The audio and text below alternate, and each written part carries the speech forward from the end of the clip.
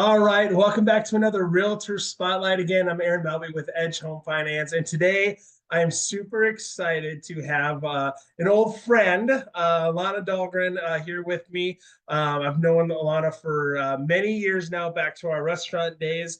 And I guess we don't have to talk about those, but I wanted to just introduce Lana here. Lana, thanks for joining me. Thanks for taking the time. And I guess I'm just going to hand it right off to you. Tell me a little bit about your business, who you work for, maybe what you did before real estate, and kind of the areas that you cover. Sure. Hi, Melby. I call you Melby. Everyone else calls you Aaron, but I can call you Melby. Yes, true. Thank you. Thank you so much for having me. I work with Prudden Company. We are a boutique real estate firm based in the North Loop.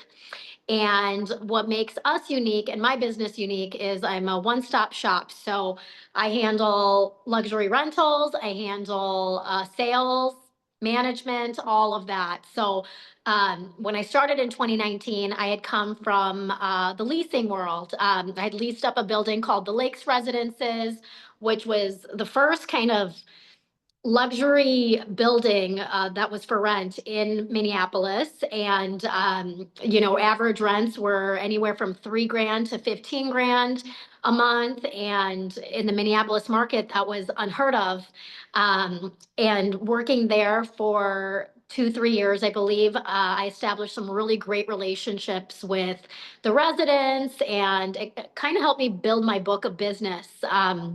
My boss had actually come in, Jessica, she'd come in to tour the building, and she said, if you ever get your real estate license, I want you to come work with me. And I said, I don't know if I'm going to do that, but here we are. I got my real estate license. And what was great with, was working at the lakes, I had built that kind of book of business, and I knew about the industry. I didn't know about buy sell yet, but I knew the whole world of leasing. And eventually your renters become your buyers, become your sellers. So it was I've been in the industry for 5 years, and it's been a great business model.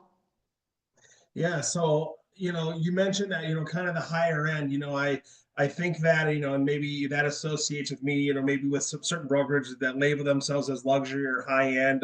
What would you say are some of the biggest I don't know, maybe challenges or the uniqueness? What makes it maybe different than, now that you've been in the business a while, what makes it different doing what you do and the kind of the niche that you have versus just the standard residential? Not that you don't do that as well, but what are some of those differences? Well, I think that the biggest misconception is that we only do high-end $1 million plus properties.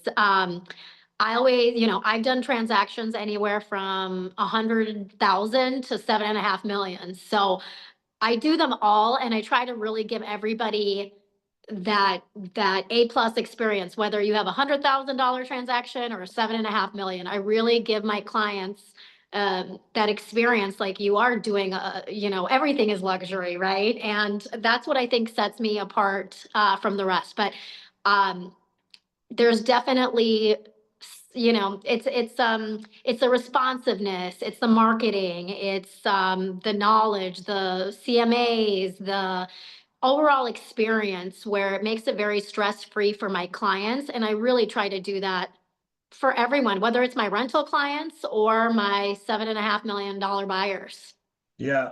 Yeah, I think that's super important and huge to, what you said about, everyone gets that, that great service, whether it is, $150,000 purchase, maybe it's a small condo or a small single family home, like you said, all the way up to those, big $7.5 million mamma jammas, those big ones. So I think that's amazing, just to not have that misconception or that perception that, oh, Lana only deals with, higher end clients or whatever. I mean, it's everybody is unique and everybody has needs and wants, and you're really tailoring to their needs and getting them and providing them with a goal of home ownership and handing over those keys. I mean, it's I'd almost say it's almost more rewarding, on some of the, maybe some of the lower end prices, the people that really, they've grinded and fought and clawed and got their situation right so they can buy a home. So I think that's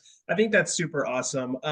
So I always like to talk about goals. I think goal setting is huge. I'm a big fan of goal setting. So for you, what are some professional goals that you have for this year for 2025? There's always a number that I like to hit. And we set those goals at Prudden. We have a whole business plan about, what our pillars of income are. And, for me, it's not just buyers and sellers. I have consulting that I do, of course, the rental and management business. But I think overall, it's to help my clients and make sure that they are satisfied and build a lot of business, more business with referrals. But do we set a number? Absolutely. And would I love to hit it? Absolutely. So talk a little bit more. You said you've got a few different pillars or maybe some revenue streams. So you mentioned consulting. Is that within the real estate world or? It is, it is. So, I come from that leasing world. A lot of apartment communities, and there's so many of them, especially the ones that are boutique and that are luxury. They have me consult for them. They hire me to consult for them because they want to know, how was the lakes so successful? What made it successful? Was it the people? Was it the training? Was it the rental prices, having them be correct from the start rather than start high and drop, drop, drop? It just the overall look of the property. I think that, I go to a lot of apartment communities, and I tour a lot of people there, and these are really big investments for a lot of people, and they're beautiful communities, but there's so much stuff that I see lacking. And so consulting for my properties, the people that hire me, I make sure that their properties not only look amazing, but that they have a great, talented, trained staff that's responsive and, ready to and excited about their jobs. Yeah, that's cool. It's neat to see, the different, angles or different paths that you can take with real estate. It doesn't have to be just hey, I'm a buyer's agent and I go show homes, or I'm a listing agent. Like tapped into just another avenue that I think is super fascinating, which has obviously led you to dealing with some amazing, unique clients. I'll put it that way. But I think that's super cool that you found a niche that really works, and you've become super successful at that. So obviously, I watch you from afar and see the social media stuff, and I know social media isn't always as glamorous as we make it look, but it's cool to follow you and see your success and the drive and the passion that you have for your clients, because you put that first. And I think if you put those people first, the rest is going to take care of itself, right? And you're a good person, so that obviously goes a long ways as well. So I want to get into a little bit. I want to transition into something, well, kind of fun, I guess. So what are some interests or hobbies that Lana has or her family has? Um, what do I like? Well, we're big Vikings fans in the Dahlgren household. Our Sundays consist of, you know, watching the games and cheering on our Yeah, we have team a or going SKOL to the chant games. here. SKOL chant here, daughter in the Vikings cheerleading uniform. Like, she's 8, but she's got it. Oh, I think that was from our restaurant days, Aaron, because I worked at a sports bar, as you know, and so working at a sports bar for as long as I did, you become you get to know the games, and it's really fun. So yeah. we love doing that, and it's great because sometimes, I'll be helping clients that I don't know who they are. If they're being transferred from other teams, I'm like completely clueless. So I ask my husband, I'm like, who's this guy or who's that guy? And he's like, oh. He's like, what? So That's super cool. that's been great. We love to travel, obviously, to warm destinations. Living in Minnesota, I have to get out at least once, twice a year in the winter months. In the summer and fall, love to be here, but got to get out in the winter. Um, Family, friends, I come from a big Russian Jewish family. It should be a TV show, honestly, because it's nuts. Lots of family big dinners, vodka shot drinks that you probably don't even want to take, but you have to because you have to be polite. So my husband, my American white snow husband, came into this crazy Russian Jewish family and was like, "What the hell is this?" But it makes it very, very fun. Yeah. Are those gatherings? I have to imagine those gatherings being very, very loud, like very, Think what is that? Big fat Greek wedding, except the Russian version. So just more yeah, vodka, you know. there's more vodka. Oh my More God, vodka, that is less so pasta. awesome. That's so cool. Yeah, as we record this, I think we maybe have broken 10 degrees. I know we had a negative spill here the last couple of days, but it looks like as we record this, that warmer days are hopefully on the horizon. So we can get some of that summer weather. Realtors are always on the go. You're always, in the vehicles, you put on a ton of miles. So, what's the go-to car snack for Lana when you're traveling around, appointment to appointment, doing your consulting? And then, what's your go-to beverage? We got to know. Are you a coffee person? Are you a energy drink person? What's your snack and beverage? Well, snack will always be chicken wings. From my Buffalo Wild Wings days, even in the car, I have no shame in my game. Just, eating a chicken wing in a car. It's protein, it's chicken, so I'm all for it. And Diet Coke, always Diet Coke. Okay. Love it. Fountain, better than the can. I'm that girl. Yeah. Hey, I'm not too ashamed to say that. I mean, I know it's not as good for you, but man, there's something about that McDonald's brand that is just it hits different, I think. I don't know why. It does. Stop it right now. It does. It does. There's something about it. I don't know what they put in it. Can't be good for you, but I'm guilty. Yeah, exactly. Um, one more kind of fun thing, and I don't know if you don't have one, that's totally fine. But do you have any, I've heard some crazy stories out there. Is there a crazy experience that you've got, or, it could be anything from something you saw at a showing, or, do you have any horror stories with with the lock boxes? I mean, is there, I've heard of people getting locked out in the winter, things like any crazy stories that you've had? I've got a crazy story for you. I won't disclose. I've got lots of crazy stories, but this one really popped in my mind when you said that. So my husband works with me, and we were helping a football player, NFL football player. He bought and then he got traded, so he sold. And when he sold, it was really quick, and we had to hire a moving company and all this crazy stuff. And the house was full of like Super Bowl stuff and very valuable stuff. And so on closing day, we thought we had gotten everything out. And he said to us, my buddy is going to pick up the rest of the stuff that's in the garage before we close at 9 a.m. I said, great, no problem. My husband just had a weird feeling that that his buddy didn't come by. And sure enough, my husband goes there, closings in like 10 minutes, and there is a beautiful duffel bag, Louis Vuitton, and it was just full of a couple of weapons. And my husband calls me, he's like, his buddy didn't pick it up. And I see, he's like, what do I do? And I'm like, put it in your car and we'll figure it out. We're here to close deals and we gotta figure things out. And we did, but that was a first. Yeah. Like, I've got something for you here.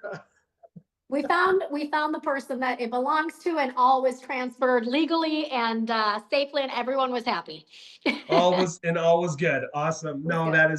that's great. Yeah, I've heard some wild ones, from A to Z, you name it. I'm sure you see, a lot in this business. But so a couple more here, and then I just want to thank you again for taking the time. This is super fun. It's great catching up, obviously, as well. But is there you kind of, you mentioned a little bit before, about the different things that you do. Is there anything that I guess like we kind of parlay these together. But is there anything that you want people to know about your business? And then if someone, if we were to say, hey, why should someone work with Lana if they're looking to buy, sell, invest in real estate, a high-end rental, what do you love about the business? Is there anything you want people to know, and why should people choose you? I guess we're gonna load it up that way for you. Yeah, no. So I'm a one-stop shop. So I know about the leasing world, what you should invest in that would be a good investment that would generate income.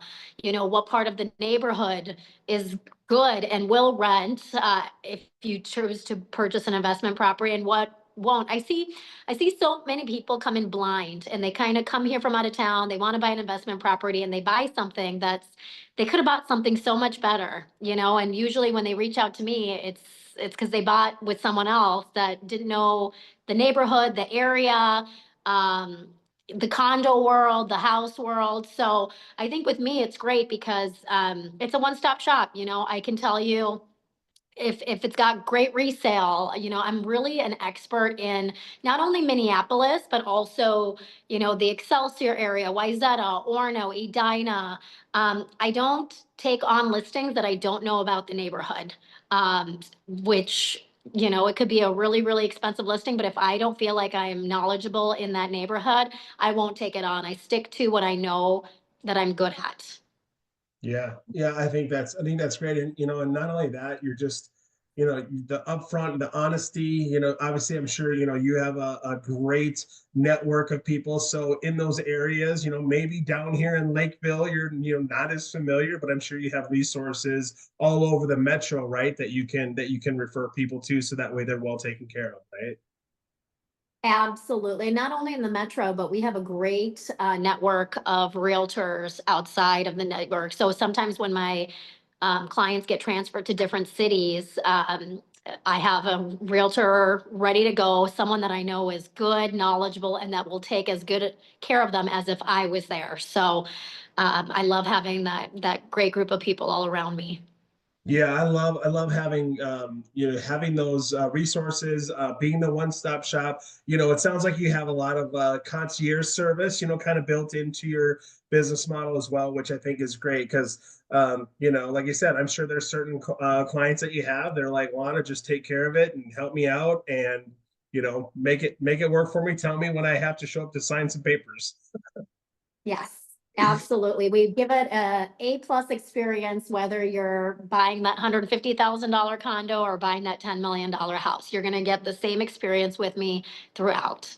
Yeah, I love that so much. Well, hey, I'm gonna respect your time here, but thank you so much for taking the time to do that. I can't wait to connect with you here, outside of this work here. And yeah, just want to thank you. Can't thank you enough for jumping on and sharing a little bit about your story, what you do, what makes you successful, how you help people. So if you are interested in buying a property, like she said, in that Minneapolis area, the western suburbs, and or really anywhere, just reach out to her, and she's a great resource to help you out and get you where you need to be. So, Lana, thanks so much. I appreciate you. Thank you, Melvie. I appreciate All it. right, we'll talk soon. Take care. Thank you. Bye. Bye-bye.